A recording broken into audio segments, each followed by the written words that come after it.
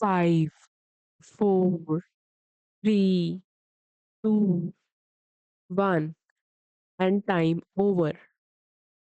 अरे! मुझे तो सारा पेपर आता था, फिर भी छूट गया। क्या आपको भी यही डर लग रहा है कि अगर आपका भी पेपर कंप्लीट नहीं हुआ तो? अपने डर को साइड पे रखकर इस वीडियो को एंड तक ज़रूर देखना सो दैट ऐसी सिचुएशन आपके साथ मत हो। पेपर को कैसे टाइम पे कंप्लीट करना है, ये समझने से पहले ये समझो कि पेपर छूटता क्यों है। तो इसके 3 मेन रीज़न्स हैं। सबसे पहला और मोस्ट इम्पोर्टेंट रीज़न तो ये है कि आप रीडिंग टाइम को सीरियसली नहीं लेते। 15 मिनट पहले जो आपको क्वेश्चन पेपर दिया जाता है, बस उसे टाइम पास समझते हो और इधर-उधर एग्ज़ाम हॉल में देखते रहते हो जब तक आपका लिखने का टाइम स्टार्ट नहीं हो जाता।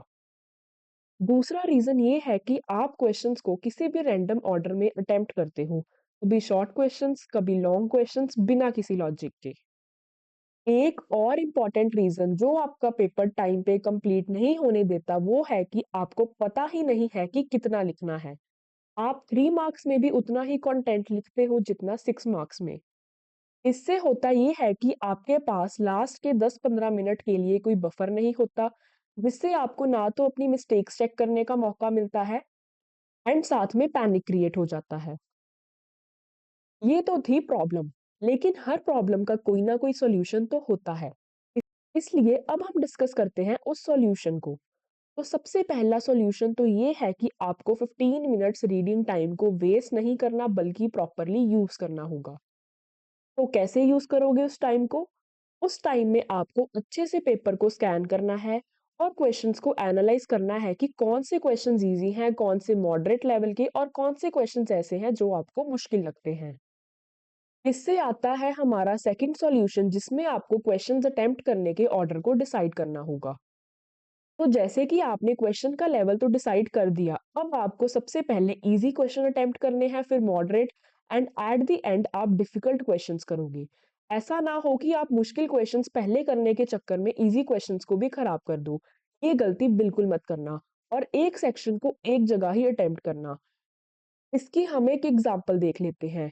जैसे मान लो आपको टोटल 34 क्वेश्चंस आने हैं एंड वो 2 सेक्शंस में डिवाइडेड हैं। सेक्शन ए में 24 क्वेश्चंस हैं एंड सेक्शन बी में 10 क्वेश्चंस। आपको एक साथ ही सारा सेक्शन अटेम्प्ट करना है। अगर सेक्शन ए पहले स्टार्ट किया है तो पहले वो कंप्लीट करना एंड देन सेक्शन बी करना और अगर सेक्शन बी पहले किया है तो पहले उसे कंप्लीट करना फिर सेक्शन ए की तरफ जाना। एंड अगर लगे कि कोई क्वेश्चन ऐसा है जो नहीं आता तो उसकी स्पेस छोड़ देना एंड फिर सारा पेपर अटेम्प्ट करने के बाद उस क्वेश्चन को करना। अब बात करते हैं हम one of the most important solution की जिसकी हेल्प से आप अपना एग्जाम टाइम से भी 10-15 मिनट पहले कंप्लीट कर लोगे। तो वो सॉल्यूशन है फिक्स टाइम पर क्वेश्चन। इसके लिए आपको एक ही रूल याद रखना है, 1 mark is equal to 2 minutes. हर 1 मार्क के लिए आपको 2 मिनट देने हैं। इसके अकॉर्डिंग आपका 3 मार्क्स का क्वेश्चन 6 मिनट में कंप्लीट हो जाना चाहिए, 4 मार्क्स का 8 मिनट में एंड 6 मार्क्स का 12 मिनट में हो जाना चाहिए। इस अकॉर्डिंग ही आप कंटेंट लिखोगे। 3 मार्क्स के लिए 3 टू 4 पॉइंट्स ही लिखोगे, 6 मार्क्स के लिए 6 टू 7 पॉइंट्स लिखोगे, क्योंकि ज़्यादा लिखने से आपको ज़्यादा मार्क्स नहीं मिलेंगे। अब सवाल ये है, क्या ये एग्ज़ाम हॉल में वर्क करेगा? तो ये वर्क करेगा नहीं, इसे वर्क करवाना पड़ेगा। वो कैसे?